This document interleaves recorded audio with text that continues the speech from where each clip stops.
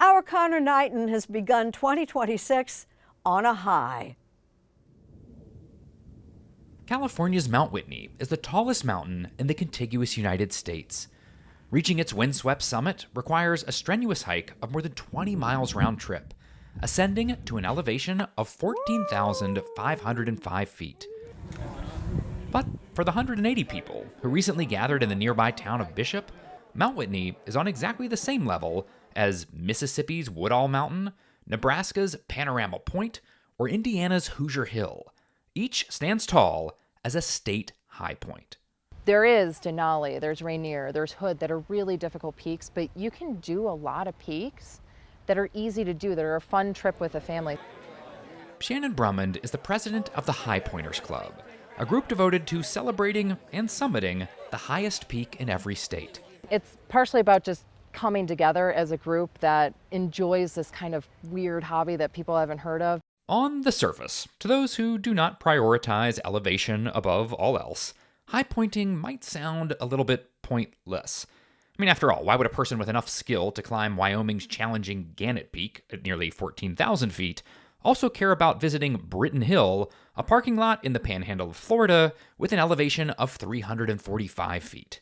We have this huge, unique, beautiful, and diverse country, and a lot of people don't see a lot of it. And I just think high pointing is an amazing way to travel around the country and have a purpose and a guideline on how to do that. In 2021, at 17 years old, Lucy Westlake became the youngest woman to ever visit every state high point. She now writes a column for the club's Apex to Zenith newsletter. For most members, getting to all 50 is a lifetime goal. So 50 completers, please stand up. Get the love of this crowd.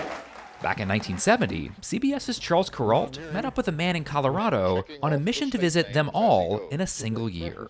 What Mitch Michaud was doing there was fulfilling an ambition to climb to the highest peak in all 50 states in 1 year.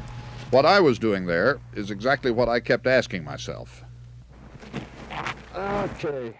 While some of the high points are extremely physically challenging, others, like Mount Washington in New Hampshire or High Point State Park in New Jersey, have drivable summits. And some can be logistically complex. A lot of hikers say this is the hardest high point because you just got to time it. The highest point in Illinois, Charles Mound, is on a private farm. But to accommodate the altitude-obsessed, the landowners allow access on just 4 weekends a year. Oh, look at this. They've been to 38 high points. Carol and Greg Weiland came from Ohio to continue their tradition of taking photos of their shoes on every survey marker. Ray O'Connor came from New York. Floridian Rick Wise has been hitting high points with his dog, Kika. 2 weeks before traveling to Illinois from Montana, Dee Winters summited Utah's 13,528-foot Kings Peak.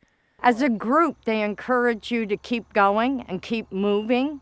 And I think that's important. As you age, you got to keep moving. You have to. Otherwise, you'll sit and die. And I'm not up for that yet. Up on Charles Mound, surrounded by soybean fields, it's certainly scenic. But it's not like this is some superlative viewpoint, that everyone says you have to see. It is really just this sort of geographical quirk that has brought you here. Yeah, but the scenery, the farm fields, the dirt roads, there's a little bit of magic in almost every route that brings you to one of these places. It's what brought siblings Leedy and Jacques van Schie from the Netherlands to the U.S. for dozens of high-pointing expeditions. When you tell your friends back home that you flew to the U.S. to go to some mountain in Kentucky that no one there's ever heard of, what reaction do you get? Well, they don't understand, but but we do, and that's most important. Yeah. And the nice thing about high pointing is that all those high points are in places you would normally not go. So places like Bishop, California.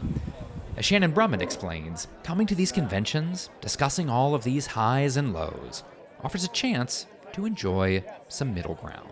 I think being part of the club has helped me realize, if you sit down in a room with people and you're talking about something that you love, all the rest of the stuff matters less.